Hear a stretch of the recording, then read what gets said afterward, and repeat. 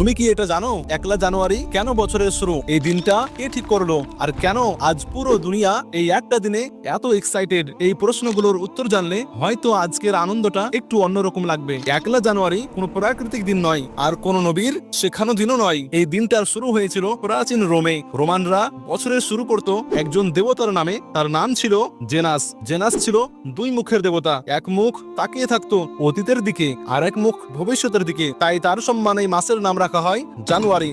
এখন প্রশ্ন, জেনাসকে খুশি করতে তারা কি করত?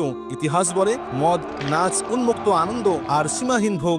আজ 2000 বছর পেরিয়ে গেছে, নাম বদলেছে কিন্তু কালচারটা কি খুব বদলেছে? আজ আমরা বলি নিউ ইয়ার পার্টি, আর সেই দিন তারা বলতো গডস ফেস্টিভ্যাল। ইসলাম কোনো নির্দিষ্ট তারিখকে পবিত্র বানায় না, ইসলাম পবিত্র বানায় আনুগত্যকে, নিয়তকে আর আমলকে। আল্লাহ তাআলা সময়ের শপথ করে বলেছেন, মানুষ অবশ্যই ক্ষতির মধ্যে রয়েছে। আজকে এই ইতিহাস জানার পরও যদি তুমি গুনাহ